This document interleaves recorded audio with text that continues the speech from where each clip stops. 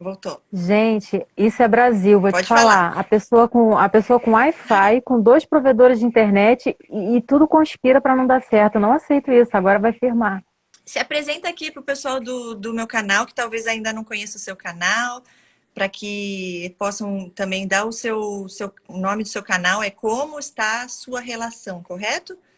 Isso, exato. Boa noite, pessoal. Boa noite, Cris, novamente, né? Boa Que a gente está noite. nessa luta desde cedo. Desculpa, gente, a falta de educação é que foi muita emoção Imagina. conseguir entrar, porque a luta estava muito grande. Então, o meu nome de batismo é Eleni, e eu não sou muito fã desse nome, né? Aham, não sabia. E os meus Pois é, e os meus pais, desde criança, eles também não gostaram do nome que eles me deram, porque eles só me chamam de Helena. Ah, interessante. Pois é, muita coisa diferente. Então, eu sou mais conhecida como Helena Rodrigues, né? E eu tenho um canal que fala sobre narcisismo, assim como a Cris também. E a gente está sempre tentando levar não o foco 100% no narcisista, mas o foco na recuperação das pessoas, que eu acho que é o mais importante, né? Sim, E exatamente. aí, a Cris me convidou para essa live, né? Que originalmente não seria aqui. Exato. E eu fiquei super feliz e super grata com a oportunidade. Se a gente puder contribuir, estamos aqui para isso. Sim, amém, fico muito feliz. Eu estava comentando aqui no StreamYard com o pessoal que já estava lá na, ao vivo, do vídeo que você fez falando, eu não lembro exatamente o título, mas era como que age o narcisista no seu cérebro, né? O vício Uhum. que eles causam. E eu amei esse vídeo. Nossa, eu compartilhei com um monte de seguidor no meu canal quando vem falando por que eu não consigo sair disso? Se você puder falar um pouquinho pra gente, por que é tão difícil pra gente esquecer, né? E sair de um Uhum. relacionamento desse. Ah, que legal que você gostou. Espero que mais pessoas tenham se beneficiado do vídeo. Que bom. Então, essa dificuldade que você falou, né? As pessoas perguntam, mas por que que eu não consigo? Eu faço de tudo e parece que nada muda e eu já tô. Aí a pessoa começa, igual o presidiário, né? Ela pega um carvãozinho e começa a anotar na parede. Já tem 2 dias, já tem 3 dias, já tem um mês. Ela começa a se desesperar. Mas já tem 6 meses e eu não esqueço. Já tem um ano e eu não supero. Então, o que me deu a ideia de fazer aquele vídeo foi justamente para responder a esse anseio das pessoas, né? Para elas se acalmarem e verem que não é uma questão moral. Ai, meu parente diz que eu sou sem vergonha, minha mãe diz que eu não tenho vergonha na cara, essas coisas bem pesadas assim. Falei, não, então vamos tentar explicar para essas pessoas que tem algo para além do moral, tem algo para além da força de vontade, tem algo que é fisiológico e que briga contra o desejo da pessoa, que talvez isso dê um acalanto, né? Acalme um pouco o coração da pessoa e faça com que ela entenda que ela está brigando contra algo muito mais sério. Que não é só, eu quero largar, mas eu acho realmente que eu não tenho vergonha. Não, gente, a coisa é muito mais profunda. E aí, o que, que eu estava dizendo nesse vídeo? Que é o seguinte, nós, desde os primórdios, o nosso cérebro ele trabalha para nos manter vivos. A missão primordial é que a gente se mantenha vivo. E aí, o que, que é necessário, o que, que é indispensável para que você viva? Você ter elementos de prazer e elementos de fuga da dor. Elementos de prazer que mantém você vivo. Dormir, porque se você não dormir, o seu sistema todo vai falhar. Você precisa comer, porque a sua máquina humana precisa daquela nutrição. E você precisa ter outros tipos de prazer que levem à procriação da raça humana. E aí vem a questão sexual. Sim. E o que, que é a dor? O que, que a dor representa para o cérebro? O que, que a dor representa no organismo? É um alerta de que algo vai mal com aquela máquina e que aquela máquina humana, que somos nós, precisa ser preservada.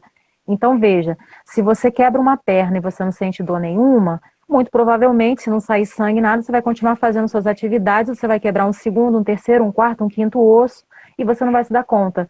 Então, a dor é um alerta para o cérebro. Aliás, o cérebro, através da dor, nos manda um alerta de que algo está errado no corpo. Como é que se dá isso dentro da relação narcisista? De uma forma assim bem tranquila para todo mundo entender. Como o cérebro ele busca fontes de prazer e ele busca fugir da dor, quando você encontra um narcisista, o que, que ele te oferece ali? Ele te oferece uma overdose de vários neurotransmissores, de vários hormônios que você receberia em doses homeopáticas e mais normais numa outra relação. Nessa relação em especial, como a gente sabe que tudo é muito intenso, tudo é muito rápido, tudo é muito acelerado, porque ele não quer perder tempo, a máscara dele tem um prazo de validade, então tudo tem que ser muito rápido e muito intenso. Se é muito intenso, é muito marcante. Se é muito marcante, há um registro ali no seu cérebro. Então, quando você conhece aquela pessoa e ela te oferece, né, aquele mundo encantado do sonho, dos ursinhos carinhosos, do pônei cor-de-rosa, né, aquela coisa, aquela fachada Sim. maravilhosa, o que que é secretado ali no seu cérebro? Dopamina, ocitocina, que é o hormônio do apego. Inclusive a ocitocina está muito presente na relação mãe e bebê, que às vezes você vê aquele bebê nem é tão lindo assim, mas para a mãe ele é a criança mais linda do mundo, porque aquele hormônio vai fazer com que ela se apegue naquela criança e que ela tenha o instinto do cuidado. Então, a gente diz que é o hormônio do amor, do apego e da felicidade, que com o narcisista a gente sabe que não é real. Então, quando você encontra o narcisista e ele te oferece tudo isso, há picos de dopamina, ocitocina, serotonina, hormônios do prazer, hormônios do bem-estar e hormônios do apego. Então ali, você já teve aquela inundação, seu cérebro, opa, esse negócio aqui é bom. Esse negócio aqui é bom, porque eu nunca senti isso, se eu senti faz muito tempo, eu nem lembrava, ele cria um registro. E aí fica ali guardadinho. Você entra num estado de apaixonamento. Para a ciência, o que que é a paixão? A paixão nada mais é do que um estado temporário de demência. Olha isso. É mesmo, Olha isso. é verdade. Quem nunca foi Pois é. apaixonado, né, na vida, uma vez Né? na vida, né? Exatamente isso. Atira a primeira pedra. Ninguém pode dizer que nunca viveu essa sensação. Sim. Então, por si só, o estado de apaixonamento sendo um estado temporário de demência já seria o suficiente para você fazer um montão de bobagem. Uhum. Agora, se você, somado a isso, tiver apaixonado por um narcisista que te forneceu picos de uma sensação extraordinária, de apego profundo, de prazer, de bem-estar, veja como é que isso se potencializa dentro do seu cérebro. Fica um registro intenso, intenso. Então fica ali guardadinho. Aí vem o quê? Vem a desvalorização. Ele te deu, né, aquela coisa maravilhosa e ele começa a tirar. Com a mão que ele deu, ele vai tirar. De pouco a pouco ele vai tirando. Conforme ele vai tirando, aquilo vai causando no seu cérebro, já começa a mudar. Registro de sofrimento, de ansiedade, porque você gostou tanto daquilo, você teve um apego daquilo, você vai querer um pouquinho mais daquela dose, literalmente como se fosse uma droga, porque os circuitos no seu cérebro que são acionados, a área responsável por esse prazer, por essa satisfação, é exatamente a mesma área acionada por um uso de uma outra droga, eu falei uma outra droga, foi sem querer, mas querendo, de uma outra Sim, sim. droga pesada. É a mesma circuitaria que vai ser acionada. Então, por Exato. isso causa o vício. E aí, quando vem a desvalorização, qual é o seu instinto natural? Eu quero mais daquela droga, quero mais daquilo que me viciou. Por quê? Porque baixaram os hormônios. Sim. Aquele excesso vai começar a baixar e conforme vem a desvalorização vai baixando ainda mais e baixando ainda mais. E aí você entra num estado de fissura. Você entra num estado desesperado de busca pelaquela sensação. E aí o que é interessante nessa questão do vício no narcisista ser exatamente igual a um vício numa substância psicoativa, né? No entorpecente. Sim. É que você também não consegue sair só com a força de vontade. Eu vou continuar vendo o narcisista, eu vou continuar falando com o narcisista, eu vou continuar nas redes sociais, no mesmo ambiente, eu vou conseguir largar, porque eu consigo, eu sou forte. É um ledo engano. Sim. É um ledo engano. E as pessoas têm muita dificuldade, não só de aceitar que elas vão ter que abrir mão de coisas que elas gostam, assim, poxa, então eu não vou poder mexer na minha rede social porque a pessoa está sempre mandando fake, não é justo comigo, não é justo com os meus amigos. Tem uma resistência um pouco forte ali. E ela diz assim, eu vou deixar de ir nos lugares que eu frequentava, a pessoa já destruiu minha vida toda, então eu não posso ir naquele restaurante, eu não posso ir mais naquela praia. Não é justo, ele está vivendo normalmente e eu estou aqui privada de tudo que eu gosto. Mas então, ele não está viciado em você. Você está viciado nele. Sim. Então, é uma questão de você perder para ganhar. Você abre mão desses pequenos prazeres naquele momento para o seu cérebro se desintoxicar, Sim. para amanhã você conseguir estar nesses lugares novamente, passar por aqueles lugares que você passava com ele, de repente ouvir aquelas músicas que você ouvia, e aquilo não representar mais nada para você. Mas precisa desintoxicar. É. E você sabe o que é mais cruel nessa relação de vício narcisista? É que conforme tem essa overdose de hormônios lá enquanto tá tudo bem no Love Bomb, e é isso que ele traz no Hoovering, por isso que a pessoa cai, Exato. ele traz de volta, né? Esse pico de emoção ele traz de volta. O que que acontece? Durante a desvalorização, conforme é muito altos e baixos o tempo inteiro, altos e baixos, altos e baixos, altos e baixos, que já é do condicionamento, o que que acontece com esse centro de recompensa do seu cérebro? Ele vai ficando dessensibilizado, ou seja, aquele pico hormonal já não faz mais o mesmo efeito que fez no primeiro love bombing. E aí o que que acontece? Conforme há uma dessensibilização dessa região do cérebro, né, que é acionada ali, ao mesmo tempo que o seu cérebro quer mais, é o momento que o narcisista te dá menos ainda, porque é o momento da desvalorização. Então, o nível de fissura que a pessoa entra é descomunal. Ela entra em desespero. Ela pega o celular e se treme. Eu tenho que falar com ele. Eu tenho relatos assim de pacientes. Sim, existe. Eu tenho que falar com ele. Eu não vou conseguir dormir se eu não falar com essa pessoa, ou se eu não conseguir olhar alguma coisa na rede social. Ela precisa de mais um pouquinho, só mais um pouquinho. A última dose, sabe? O último trago, a última carreira. É desesperador.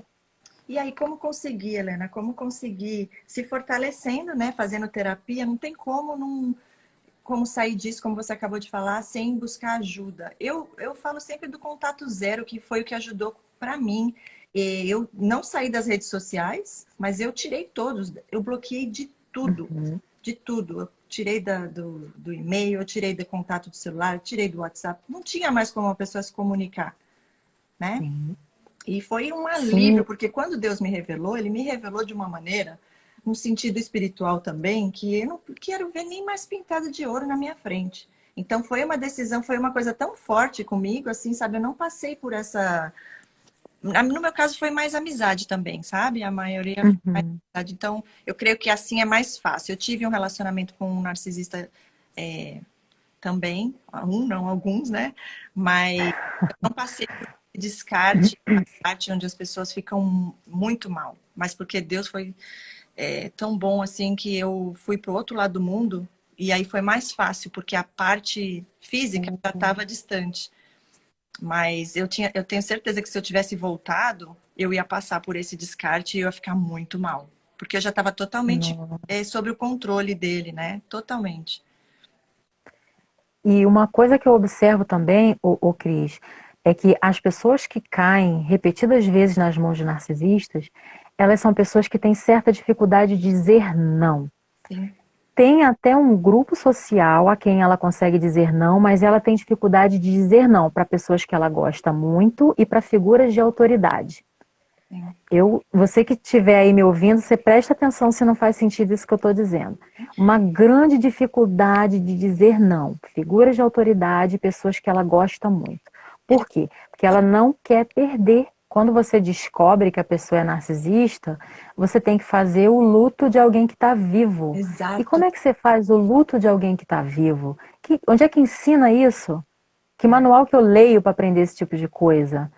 Né? É. Porque vai muita coisa ali, vai a desilusão, né? Você tem a ilusão destruída, então tem a desilusão, Sim, você tem a questão do ego, porque se sim, você descobre que o outro é narcisista, você diz assim, poxa, mas eu fui um idiota, eu fui um trouxa, eu não percebi.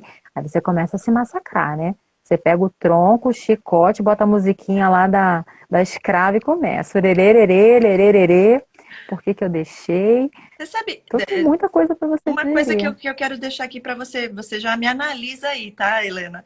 Eu não tive essa parte, sabia? Eu não, olha, eu tive muito Bom. sentimento de culpa por ser punida por coisas que eu não tinha feito, né? Então isso Uhum. me trouxe um sentimento de culpa inconsciente até eu ter a consciência de que era isso que estava acontecendo. Mas nessa parte, eu não fiquei chateada comigo. Eu não, e eu fico tão triste quando eu vejo quando o pessoal fala isso. Eu fui um idiota, eu fui uma burra. Não, gente. Não foi sua culpa. Você estava sendo enganada. Você não sabia que essa pessoa era uma pessoa mau caráter que estava fingindo ser algo que não é. Então, nessa parte, graças a Deus, eu não sei nem por quê, porque a maioria das pessoas passam por isso, né? Essa raiva por si mesma é difícil até de se perdoar. Mas como que você vai se perdoar por algo que você não fez? A pessoa te enganou. Por que você vai ter raiva e você foi boba, burro? Não, você não foi boba nem burro. Você foi enganada por uma pessoa que sabia o que estava fazendo, que é uma pessoa mau caráter. Você acreditou porque você tem. Isso foi uma coisa que você falou também que eu gostei muito num post que você fez no Instagram. Não se culpe por algo que você olhar para o outro baseado no que você é, da tua índole, de ser uma pessoa que tem um bom caráter, o normal é a gente olhar o outro baseado no que a gente é, né?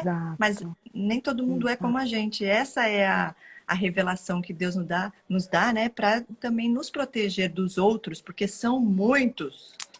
Oh, sim, com certeza. E assim, é muito interessante, e eu até disse isso para uma paciente essa semana, que ela fala, a gente estava trabalhando justamente essa questão da culpa, né? Poxa, como é que eu me permiti? Como é que eu deixei? Porque às vezes, não é que a pessoa é uma pessoa bobinha, frágilzinha, não, às vezes ela é uma pessoa até que sabe se impor, sabe se colocar. Mas a criatura, ela vai lá no buraco que falta, ela sabe qual é o botão que ela aperta. Sim, E há uma conexão, há um encaixe ali de chave fechadura que eu às vezes comento. Então, ela fala, mas como? Se fosse qualquer outra pessoa, eu tinha conseguido me defender, eu tinha conseguido dizer não, mas para essa pessoa eu não consegui, eu fui fraca, eu não sei o quê. E aí, quando a gente fala que é uma droga, o que que a gente tem que pensar? Hoje, qualquer criança de 6, 7 anos, ela já ouviu em algum momento que droga é uma coisa que vicia, que droga é uma coisa ruim.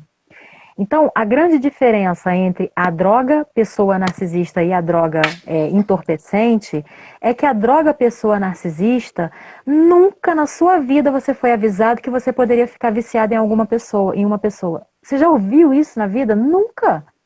Ninguém te conta isso. Você não tem como saber. Ninguém fala isso por aí, que você é capaz de se viciar bioquimicamente em outro ser humano. Então, é diferente da droga. Se você está depressivo, chateado, aborrecido, pelo motivo B, X, Y, Z, você fala, eu vou usar mesmo e acabou. Mas você sabe que aquela droga tem um potencial de vício. Então, você vai meio que consciente. sim. O narcisista não. Quem te conta isso? Quem falou pra você que você podia se viciar naquela pessoa? Ninguém, É verdade. né? Já só isso aí já é um motivo para você se perdoar. Não ensinam isso na escola, quase ninguém fala isso na internet, a questão do vício e explica o porquê do vício. Então, só por aí você já tem que ter essa base. Você não tá saindo de um relacionamento normal. Poxa, ai, mas eu namorei fulano, ciclano, beltrano, eu fui casada, eu superei e a vida seguiu. Sim, você estava com uma pessoa normal. Você não passou por um condicionamento.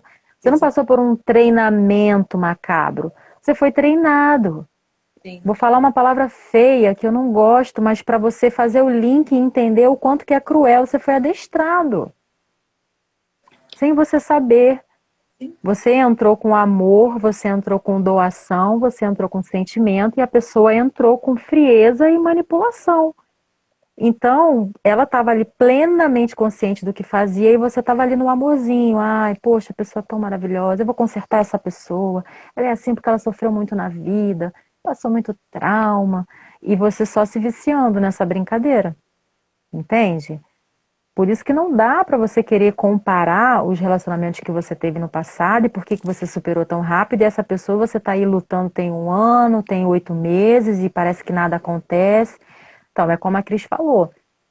O pilar principal para você desintoxicar é você não ter mais contato com aquela substância, vamos dizer assim, que ativa no seu cérebro a necessidade de recompensa e a busca por mais dela. Então, o contato zero é essencial. Teve uma pessoa que marcou bastante para mim, uma coisa que me ajudou, duas coisas muito importantes que me ajudaram. São várias, né? Mas assim, é que eu tô lembrando aqui para falar. Eu dei todas as coisas que a pessoa tinha me dado. Tudo. Porque me fazia tanto só de ver e lembrar. Porque não tem como você lembrar, né? Porque normalmente você já lembra. Porque depois que você tá louco, ainda fica lembrando porque vem a raiva, né? Essa pessoa fez tudo isso. E aos poucos você vai lembrando todas essas conversas e falando, por isso que essa pessoa falou isso e fez aquilo, tal, tal, tal. Tudo. Deus começa a mostrar tudo que estava ali por detrás daquilo tudo. A má intenção, a má fé da pessoa. Eu dei tudo fora. Dei tudo fora, mas sem dó nem piedade. Coisas boas, coisas, não queria nem... Isso me ajudou muito e também. Aí o que aconteceu? A pessoa, toda hora eu pensava na pessoa. Era realmente uma coisa assim, e não era relacionamento amoroso, era uma amizade, olha isso.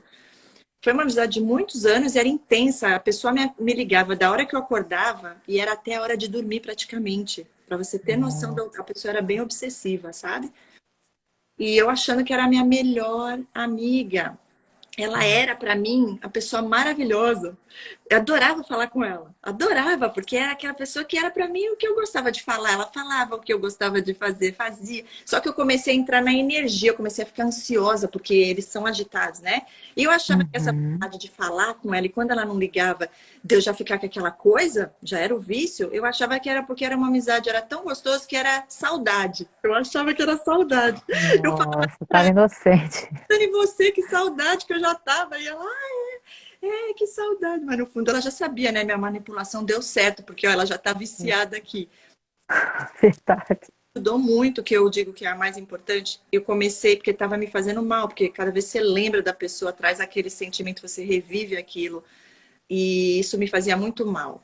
Não foi só com ela, foi com outras pessoas também, as que mais marcaram. E aí eu comecei a orar. Eu falava, Deus, me ajuda.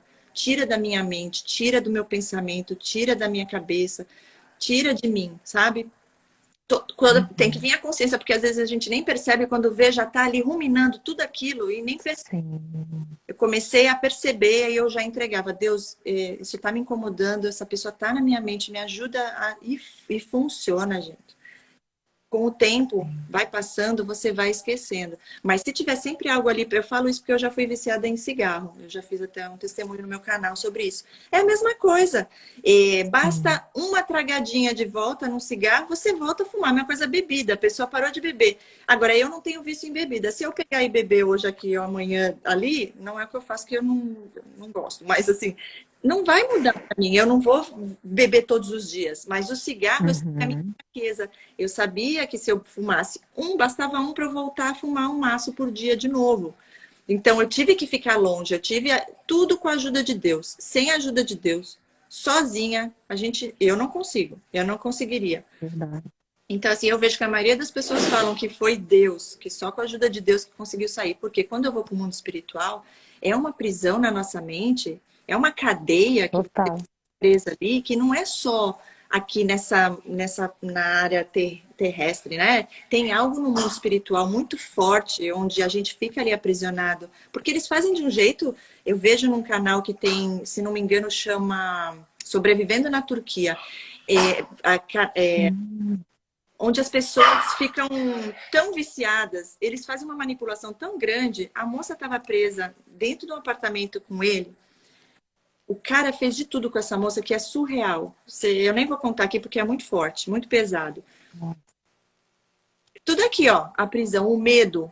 Ele enfraqueceu ela primeiro, colocou todos os pensamentos de medo e tudo nela. Agora ela estava totalmente achando que ela não conseguiria sair, mas ela podia sair a hora que ela quisesse. Mas ele fez ela acreditar que não. Você acredita que ela foi para o outro país visitar a família, que ele estava tão no controle dela, que ele permitiu ela ir, porque ele sabia que ela ia voltar, e ela já estava voltando, mesmo sabendo do abuso que o cara torturava ela. Aqui, ó. Aí a família percebeu e não deixou ela voltar. Exatamente. E com relação ao narcisista é a mesma coisa, porque conforme, né, a gente fala que tem esse pico, essa coisa extremamente elevada lá no Love Bomb, fica esse registro que depois vai se tornar um vínculo traumático, porque como é que a gente aprende as coisas? A gente aprende as coisas por meio de repetição e quando tem uma grande emoção envolvida. Você pode ver que de repente você não gosta de uma matéria, mas se o professor for legal, você gosta tanto do professor que você não quer ir mal na matéria, porque ele é tão legal que eu não vou tirar zero, eu vou até me animar para estudar um pouco. Porque tem emoção, tem um vínculo afetivo ali com a pessoa. Então, e o trauma geralmente é assim, né? O que é uma coisa traumática? É um fato marcante e que foi marcado por uma forte emoção. Então, por isso que a gente fala que com o narcisista existe um vínculo traumático, porque foi um engano. Teve uma forte emoção ali, mas aquilo não foi real. E quando você descobre que não foi real, aí não foi real, aí você vê que a coisa já foi estragada. O que o vício faz? O vício muda as suas prioridades. Se você for pensar numa pessoa, num adicto, você vai ver que o maior amor dele não é a filha com fome, o maior amor dele não é a conta de luz de casa para pagar. Se ele estiver no estado de fissura, o racional dele não funciona. Ele vai pela emoção. Qual é a emoção? O desejo, o desespero, a fissura pela droga. E quando você se relaciona com um narcisista, você vai perceber que a sua prioridade muda. Sua prioridade muda, igual você falou, a sua amiga te ligava o dia inteiro. Será que você não tinha coisa para fazer? Você tinha. Mas como você ia dizer não para ela? Você adorava falar com ela. Helena, eu parei de estudar, eu estava fazendo faculdade, eu parei, lógico que é um vício, eu não sabia que estava sendo feito isso, mas eu permiti, eu não fui mais forte, porque eles só vão até onde a gente permite. Se eu tivesse colocado o limite, eles tentam passar por cima do limite, mas uma vez que você fala daqui você não passa, eles não passam. Mas eu deixava porque estava sendo bom, né? Era um alívio. Muitas dores que eu tinha em mim, muitas coisas que eu nem sabia, né? Que ela trazia esse alívio, é onde eles entram, que eu falo sempre. Eles entram oferecendo aquilo que a gente ainda não curou, mas é ilusório. É como a droga. Ela tá te aliviando, te anestesiando. É muito comum também, né, quando você tem traumas na sua infância, você buscar nas drogas o alívio para aquilo. Porque naquele momento você sente um alívio, você sente aquele prazer. Se não fosse bom, ninguém ia usar, né? É bom, mas faz mal. Então a gente tem que ver Verdade. o que é o mais importante para a gente, o que realmente é o melhor para a gente. E nesses relacionamentos, como você acabou de falar, é exatamente isso que acontece. Eu me deixava por último. Eu colocava os outros antes de mim, porque eu fui condicionada a achar que me colocar em primeiro lugar era ser egoísta. Onde, na verdade, Uhum. eu não seria egoísta, e sim Deus ensina. Ame ao próximo como você ama a si mesmo. Então, você tem que se amar primeiro. Amar ele primeiro. Mas você em segundo. E depois você vai poder amar o outro. Porque se você não se ama, como é que você vai amar o próximo? É por isso que eles não amam ninguém. Porque eles não se amam. Então, olha como é que o negócio é louco, como é que um abismo vai puxando o outro abismo. Então, você está viciado. Seu senso de prioridade mudou igualzinho uma pessoa que usa qualquer outra droga. A sua prioridade, você vai dar o teu jeito, porque tudo que você precisa é falar com aquela pessoa, é estar com aquela pessoa. Se você estuda, se você trabalha, isso fica para segundo plano. Você vai fazer suas coisas de qualquer jeito, você vai comer com o celular na mão, conversando com a pessoa, você vai varar a noite conversando com ela e você está se sentindo, nossa, que coisa maravilhosa, que espetáculo. Aí a pessoa começa a te desvalorizar, desvalorizar, desvalorizar. Porém, como você está sendo condicionado ali o tempo inteiro e você já não sabe mais nem quem você é, acabou a sua prioridade. A sua prioridade é estar com essa pessoa e fazer o que ela quer. Então, seu campo de visão vai fechando. Você vai começando a olhar a vida pelo lado inverso do funil. Você põe o lado largo do funil e você vê tudo pequenininho. O que que você enxerga? Só o narcisista, só a narcisista. Você não enxerga outra coisa. É tudo ele, ela, ele, 24 horas. Quando essa pessoa dá o descarte, e aí? E todo o resto que você não via pelo funil? O que que você faz com esse resto? E agora? E o curso que você parou de fazer? E o seu trabalho que você estava fazendo de qualquer jeito? E as suas amizades que você largou? E aí, somado a isso, seu cérebro começa, mas cadê a pessoa? A gente tem que dar um jeito de receber um pouco mais daquilo. Eu quero. Fisiologicamente, ali o seu corpo vai começar a sentir a ausência dessas substâncias. E o que que é essa ausência? Vai vir a ansiedade, vai vir, às vezes, da síndrome do pânico, porque você só fica pensando na pessoa 24 horas, fica num pensamento obsessivo, como uma pessoa viciada, realmente. Você vê a pessoa em todos os cantos, você tem pesadelo, a pessoa não está ali, mas você dorme e acorda pensando nela. Ela é teu primeiro pensamento, ela é teu último pensamento e você ainda tem pesadelo com ela também. Sim. Então, você fica realmente obcecado. Obcecado e sem muita expectativa do que fazer. Como é que eu preencho esse dia se eu falava com a pessoa 24 horas? No fim de semana, eu vou fazer o quê se tudo eu fazia com ela? Aí entra o desespero. E enquanto a pessoa está dentro do vício, o Cris, o que, que acontece? Ela não vai conseguir ter essa clareza e por isso a importância do contato zero, porque assim, a longo prazo, outras partes do cérebro vão sendo comprometidas. Não é só essa questão da parte do centro de recompensa que é satisfeito ali, não. Conforme o tempo vai passando e ela vai tendo aquele pico de felicidade, tristeza, depressão, ansiedade, desespero, agonia, angústia, outras partes do cérebro vão sendo afetadas e vão sendo impedidas de trabalhar com 100% da sua capacidade. Então, o senso de foco, a memória, a capacidade de organização, de discernimento, a cognição, tudo isso vai sendo comprometido. Então, ela não consegue organizar os pensamentos, ela não consegue ter clareza daquilo que ela está vendo, ela se duvida. Então, tem toda uma questão orgânica envolvida também, que coopera para ela não ter esse discernimento quando ela está dentro. Sem falar nos altíssimos picos de cortisol, né? Quando vem o desprezo, o tratamento de silêncio, aí cortisol sobe, a adrenalina sobe.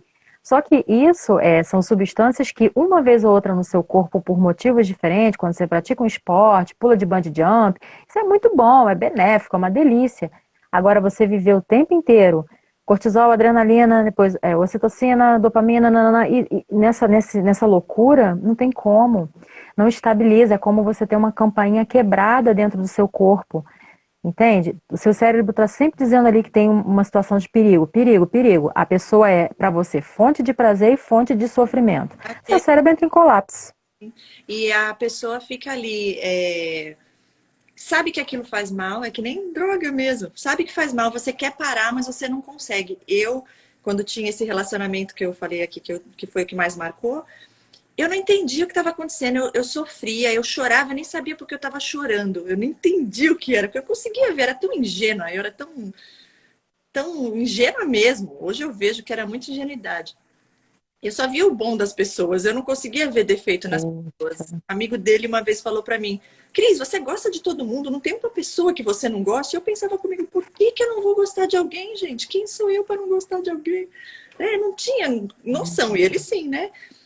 E eu lembro que eu tava tão mal, eu já não queria mais estar com ele, mas eu não conseguia sair daquilo. Então a pessoa, ela, que nem com cigarro, eu queria parar de fumar, mas eu não conseguia. O vício, o controle, a droga já tinha controle sobre mim. É o que acontece com eles, eles já têm controle sobre nós. E o mais interessante é que você pensa assim, como viciado mesmo, né? No começo você pensa assim, não, isso não tem nada a ver. Não tem nada a ver. Eu viciada nessa pessoa, não, eu largo ela quando eu quiser. Ela não tem esse controle todo sobre mim. Mas depois você começa a ver que não, você não tem controle. Que é o que faz a pessoa também voltar no hoovering. Ela fala, não, gente, não, eu dou conta, eu consigo. E não consegue. Não consegue porque o teu cérebro vai te puxar de novo para ter aquela primeira sensação como um viciado. Então isso acaba por te escravizar literalmente. Se você não se distanciar, você não consegue esse equilíbrio orgânico estando com a pessoa. É você estar o tempo todo ali, é como um instrumento musical. Vai reverberar. Você tocou ali, o som se acaba na hora que você para de tocar. Leva um tempinho.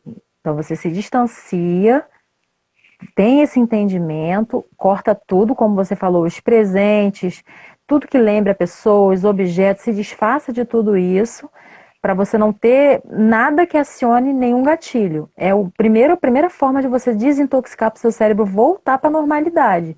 E outra coisa que eu vejo que eles usam muito, porque são tantas armas que eles pegam, não tem como lidar com esses seres, né? Que eu falo que são seres das trevas. Eles usam muito também a nossa compaixão, além do vício que você já tem. Aí vamos dizer que aconteceu o descarte, ou sei lá o que, a pessoa já tá meio que, poxa, né? Cansei, mas ela não consegue. Uhum. Ainda ele vem oferecendo a droguinha ali, né? A pessoa Sim. começa a lutar, igualzinho isso. Não quero, aí luta, luta, luta. Tem uma hora que ela não aguenta, né? Ela acaba cedendo e usando aquela droga. Eles vão usar de tudo. Por exemplo, se a pessoa tem é mais assim, aquela coisa de ai, eu vou me sentir mal se eu não perdoar. Porque é uma pessoa, principalmente também quando envolve a religião, Deus ensina a perdoar. Sim. E aí eles veem nessas coisas e a pessoa às vezes acaba voltando porque acha que vai poder salvar. Eles dão a esperança, fazem com que a gente acredite que a gente pode, só você pode me ajudar, só você é a pessoa que eu vi que realmente é a única pessoa que eu amo de verdade, eu não consegui te esquecer. Né? Aí eu, no meu caso, era tão carente que assim eu voltava para ele, porque ele falava, Cris, eu tentei te esquecer, mas eu não consegui nem beijar a outra menina porque eu só pensava em você. Imagina, ele deve ter Nossa. beijado a noite inteira. A menina não quis saber dele, ele veio me. Não, não, eu fiquei até feliz. Nossa, de repente foi até bom que ele saiu com essa moça, porque aí Nossa. ele sabe que realmente é de mim que ele gosta. E eu voltava ainda feliz. E ele me falando na minha cara que tinha me traído. Como pode, né? Nossa. É muita lavagem cerebral, né? É muita lavagem cerebral. E olha que coisa interessante, né? Aí você vê, e essa parte eu sei que você com certeza você domina porque você está na psicanálise, né? A gente tem a parte orgânica e a gente tem aquela questão lá da carência, da infância, do ego, né? Por que que essa pessoa te acendeu algo? Por que que ela te chamou a atenção? É o quê? É a síndrome da salvadora, do salvador? A quem você está tentando salvar quando essa pessoa vem toda problemática e você pensa, ah, eu vou consertar. Vou consertar, porque essa pessoa é tão sofrida. Será que você não está projetando a criança sofrida que você foi e achando que o mundo inteiro precisa ser salvo por você? Será que o seu alto valor está no seu fazer e não no seu ser? Então, quando você faz pelo É, outro, você se sente valoroso, você se sente importante, aquilo te dá um senso de importância muito grande. E aí eles são muito espertos, né? Eles percebem isso. Eles vão apelar, como você falou. e o mais interessante disso tudo é que eu vejo assim, hoje, uma vez que você tem consciência, é nossa responsabilidade de cuidar da gente, né? De Sim, fazer tudo bem. O que o outro fez comigo é uma coisa, agora o que que eu vou fazer daquilo que essa pessoa fez comigo? Aí é minha responsabilidade, eu sou adulta, hoje eu tenho a consciência, eu não vou passar o resto da minha vida aqui sendo, não digo vítima, porque fomos realmente vítima de uma pessoa que ali fez algo para nos prejudicar sem a gente saber, porque a gente estava ali, eu pelo menos estava na ingenuidade, na bondade. Eu nem tinha consciência que eu tinha nada dessas coisas, muito menos carência, não era algo consciente. E eu achava realmente verdade. uma coisa de uma troca de verdade. Eu não tinha noção. Agora, quando a gente tem a noção, o que eu acho mais lindo disso tudo, que é o mais difícil também para muitos aceitarem, é que nada é por acaso. E eu creio que Deus permite que essas pessoas cruzem os nossos caminhos para que a gente possa trabalhar essas coisas na gente, para a gente se Sim. fortalecer, pra gente crescer. Vamos ver se o pessoal quer falar mais alguma coisa. Você quer completar mais alguma coisa nesse sentido que você já tinha em mente para compartilhar aqui com a gente? Ou o pessoal quiser fazer pergunta aí para Helena, É. pode mandar pergunta aí para ela. Como fazer o cérebro entender e sair disso? O que que você poderia falar nessa parte? Então, a primeira coisa, quando você lembrar do narcisista, da narcisista, lembre dele, pense nele como uma droga. Se você estivesse usando droga, eu espero que você não esteja, né? Mas uma pessoa que está usando um entorpecente, o que que ela vai fazer? Quais são as primeiras atitudes que ela precisa fazer para não voltar para aquele lugar? Ela vai evitar tudo relacionado, tudo que leve as perninhas dela para o lugar onde vende aquilo. Tudo que leve as perninhas dela para o lugar onde ela vai encontrar aquilo. Então, contato zero. Aí você vai dizer assim, mas eu tenho filho com essa pessoa, ou é minha mãe, é meu pai, é um parente, eu moro no mesmo quintal, eu não tenho o que fazer. E assim, é muito triste. Eu lamento profundamente por você ter que viver isso, porque é um duplo castigo, né? Você não poder realmente se livrar 100% da pessoa. Então, nesse caso, a tal da pedra cinza. O que é a pedra cinza? É você se portar tal e qual uma pedra cinza. O que uma pedra cinza representa? Nada. Ela não fala, ela não ri, ela não chora. Não tem uma mais bonita que a outra, não tem uma mais cinza que a outra, é tudo cinza, não tem nada. Então você tem que ser indiferente, você tem que ser fonte zero de qualquer tipo de emoção para essa pessoa, você tem que ser uma porta, uma pedra, um nada ali diante dela. Porque você está se expondo menos a esses estímulos que ativam fisicamente no seu corpo esses circuitos. E para você entender, né, que não podia deixar de ter uma analogia. Então vamos lá. Como é que você vai entender, só para não perder o hábito, como é que você entende essa questão de uma coisa externa mexer com a tua fisiologia, com o teu cérebro e com o teu corpo, te dar reações? Se você estiver na hora do almoço, com muita fome, e eu começar a falar para você de um bolo delicioso, pensa no bolo que você mais gosta, de uma picanha maravilhosa, no ponto que você gosta, uma batata frita sequinha, um arroz maravilhoso, aquela melhor comida da sua vida, você com muita, muita, muita fome. Organicamente, o que vai acontecer? Seu estômago vai roncar. É o seu corpo. Eu só falei da coisa. Mas o teu corpo vai reagir como se ele estivesse diante daquele prato. Sua boca vai salivar. E eu não estou te mostrando nada, você não está comendo nada, eu só estou falando. Mas de eu falar para você, seu cérebro já te deu uma imagem. Eu duvido que você não pensou na picanha. Duvido que você não viu o bolo aí na sua frente. Você viu. Então é bem assim que funciona. Quando você é exposto a conversas que falam do narcisista, você vê lá, a criatura está online, aí você fica olhando para aquela foto, é como se eu estivesse falando para você da picanha, como se eu estivesse falando para você do bolo. O seu corpo, fisiologicamente, vai ter reações. Que reações são essas? Ansiedade, taquicardia, sua mão vai suar, entendeu? Só para começo de conversa. Então, a necessidade do contato zero está nisso. Você vai se expor menos a situações que façam o seu organismo rememorar aquilo tudo e descarregar adrenalina, cortisol. E só isso aí já vai te dar um alívio. Vai ser horrível a primeira semana, a segunda vai ser um horror também. Do Isso. primeiro mês em diante, você já começa a respirar aliviado, você vai dormir melhor, seu apetite vai voltar, ou você vai conseguir regular o seu organismo em termos de alimentação, você vai começar a colher os frutos, seu cabelo vai parar de cair, você vai parar de ter problema no estômago. Aí, do terceiro, quarto, quinto mês em diante, aí você vai administrar outras coisas. Mas só essa limpeza, só essa faxina já vai dar um up, pode ter certeza. Sim. Muito bom. E depois o autoconhecimento, que foi o que me ajudou muito também, porque é onde a gente se fortalece, né? Porque se você não se fortalecer, é mais difícil ainda de você Total.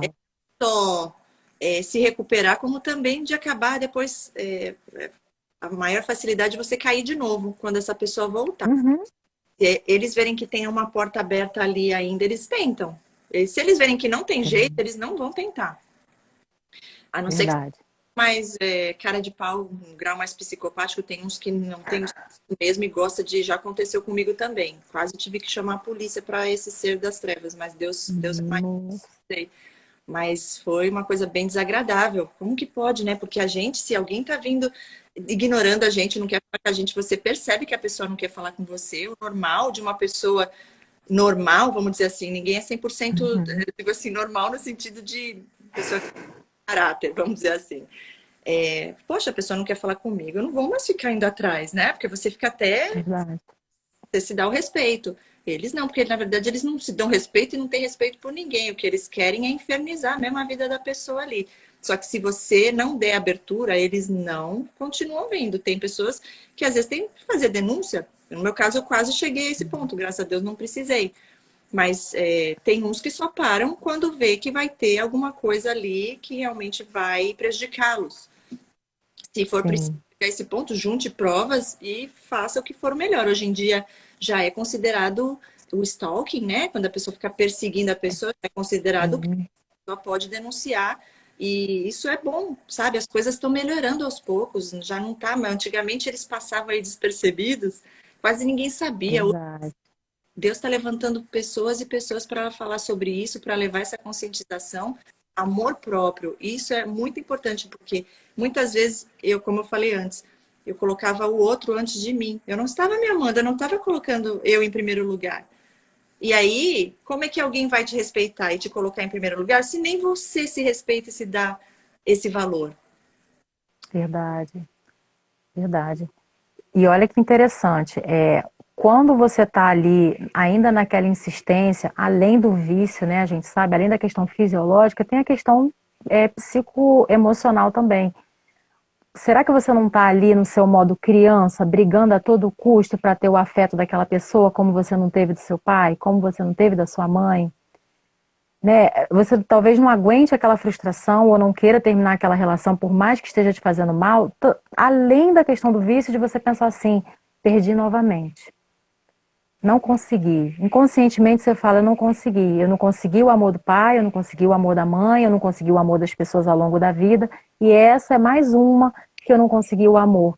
Só que, gente, não foi só você. Todo mundo que passou pela vida dele também não conseguiu, porque ele não consegue amar. Ela não consegue amar. Tire do pessoal. Isso é estranho de dizer, mas não foi pessoal. Não é porque foi com você. É com todo mundo. É com todo mundo. Você não vai conseguir transformar, entre aspas, porque não é uma doença, curar o transtorno de personalidade narcisista. Não vai. Freud não faria isso. Por que você acha que você vai fazer? Não vai. Então, acalma que o defeito, o problema não está em você. Não é nossa responsabilidade, né? Arrumar o outro, e sim cuidar de nós. Exato, exatamente. Você agora está mais esperto, você vai se amar mais, você perdeu a ingenuidade, você está mais maduro, madura, você só tem a florescer. Verdade. Isso é o mais lindo, né? Alguém perguntou aqui como seguir em frente e voltar a confiar. Ah, como voltar a confiar nas pessoas? Eu creio que é isso, né? Ah, perfeito, perfeito. Então, você vai conseguir confiar nas pessoas a partir da autoconfiança que você tiver em você. Se você continuar inseguro, como você estava lá quando conheceu a pessoa, se você continuar achando que você é pouca coisa, você começar a continuar com esse senso de valor, com essa autoestima lá embaixo, vai ser muito difícil. Assim, em termos de não só de relacionamento amoroso, mas de amigos também. Porque aí você vai dizer, nossa, mas isso não tem nada a ver. Eu vou te explicar por que que tem. Por que que isso tem tudo a ver? A autoestima, o autorrespeito que você tenha por você, você saber que você é valioso, você saber que você é uma pessoa bacana, que você merece ser bem tratado. Que você sabendo disso, uma pessoa, um amigo ou uma amiga que vai abusar de você, você já vai barrar.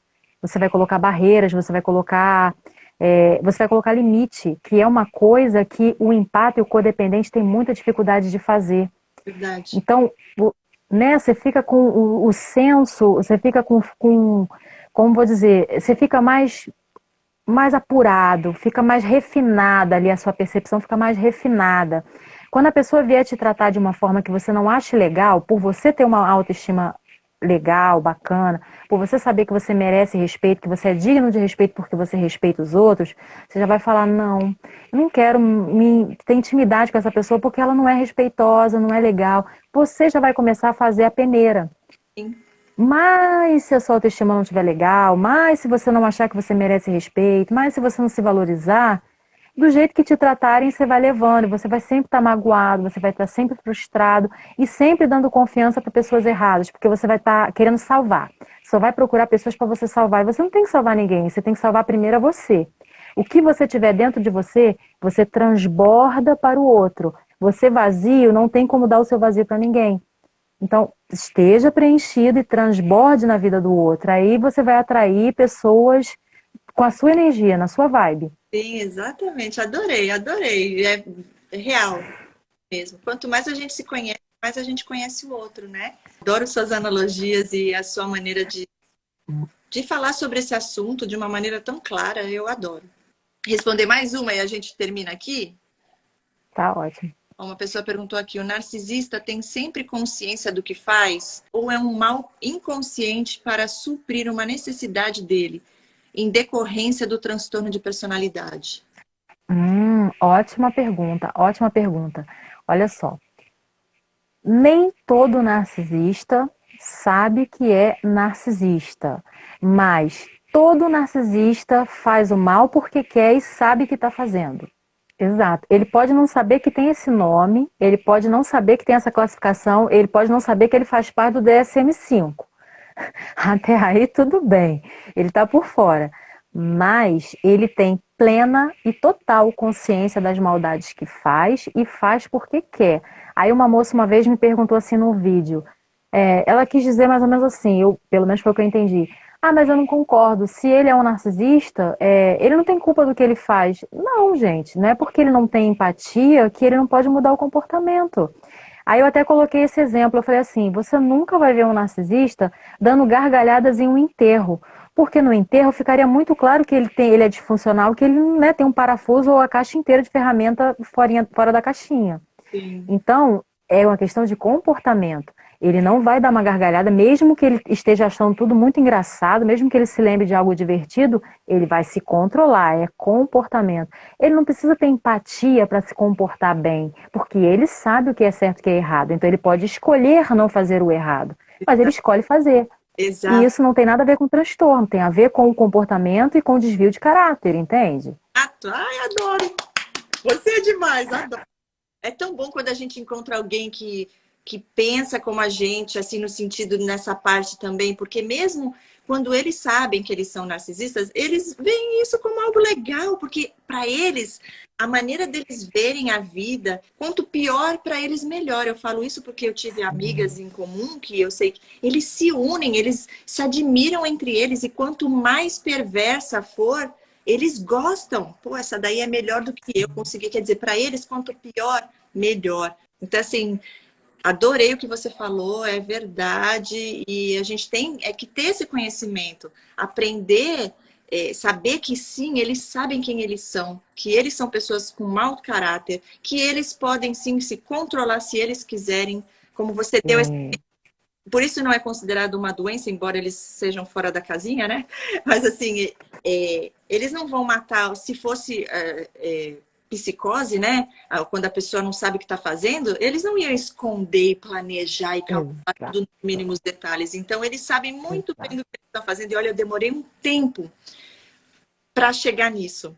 E sabe quando eu cheguei? Quando eu entrevistei 2 deles. E um deles foi bem assim, sabe? Graças a Deus, na época eu tinha uma psicanalista muito boa e ela me ajudou, porque eu já estava entrando eu não estava conseguindo comer e nem dormir, para você ter noção, porque eles querem entrar, isso é outra coisa muito importante, eles querem entrar intimidando, colocando medo, porque o medo paralisa. Então, Deus é maior, a gente não tem que temer, porque quem cuida de nós é o nosso Criador. E Ele é dono do mundo. Eu fiquei muito tempo nessa parte. Enquanto você não tem essa consciência, você ainda vê eles com olhos bons. Ai, coitadinho, Sim. tenham consciência, eles não fazem por mal, eles tiveram um trauma na infância, né? Eu vou ajudar, porque, tadinhos, eles sofreram tanto. Sim, mas eles escolheram mesmo assim seguir esse caminho. Eles escolheram cancelar o amor e deixar o ódio tomar conta. Porque Escolha. eu sempre dou um exemplo de Caim na Bíblia, que Deus falou para Caim, ó Caim, você está prestes a fazer algo, mudou seu semblante. Ele estava prestes a matar o irmão dele, porque Deus não aceitou a oferta dele e aceitou a oferta de Abel. E ele ficou com ódio, com raiva, com inveja. E em vez dele ir lá e falar com Deus e pedir, Deus, me dá uma chance, me perdoa que eu não te dei o meu melhor, ele ficou com ódio do irmão e quis matar o irmão, porque a oferta do irmão dele foi aceita. E aí Deus falou, por que você mudou seu semblante? Por que que você está assim? Você está prestes a fazer algo, mas você tem controle para não ir adiante e fazer isso. Você consegue. Deus ainda trouxe a consciência dele. E mesmo assim ele fez a escolha dele. Ele foi lá e matou o irmão. Então, esse exemplo eu acho bem legal para deixar aqui. Eles sabem muito bem, sim. Enquanto você pensar dessa maneira, como eu pensei durante muito tempo, isso é natural, eu creio, da gente, sabe, Helena, que tem um bom coração. A gente tem dificuldade de ver o outro, como o outro é, e a maldade que existe no outro, porque é difícil da gente entender o porquê que existe pessoas assim, o porquê que alguém escolhe esse caminho, mas existe. E uma boa parte disso para você se proteger é você ter essa consciência, porque senão você vai ficar achando que você pode ajudar e cair quando eles vierem buscar essa dó, essa compaixão que nós temos. A gente tem que dar esse amor e ter compaixão pelas pessoas que realmente querem nossa ajuda e que realmente estão dispostas a melhorar e querem mudar de verdade. Essas pessoas não querem, é entre eles e Deus. Então a gente entrega para Deus e Com cuida de certeza. Com certeza. tato zero. Eu sempre tato zero. E eu ainda considero que, por exemplo, se é um pai ou uma mãe ou um filho narcisista e você tem aquele pesar de, poxa, mas eu não posso odiar minha mãe, eu não posso odiar o meu pai. Ok, você pode amar, mas amar não significa obrigatoriedade de conviver, amar não significa ser cego para todo o mal que a pessoa faz, você pode amar à distância. Amar em que sentido? Não tenho ódio da pessoa, não quero o mal dela, mas também não quero estar exposta à toxicidade dela. É ela lá e eu cá. Vida que segue. Sou feliz, sou leve aqui, meu coração está livre, não carrego esse peso, mas também sei que não tenho obrigação de salvá-la porque a pessoa não quer se salvar.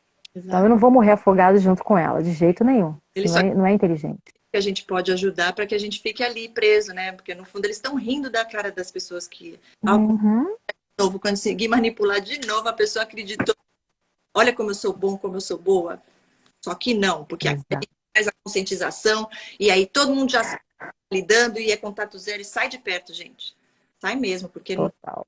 pessoas tóxicas, que nem a Helena falou, essa parte orgânica.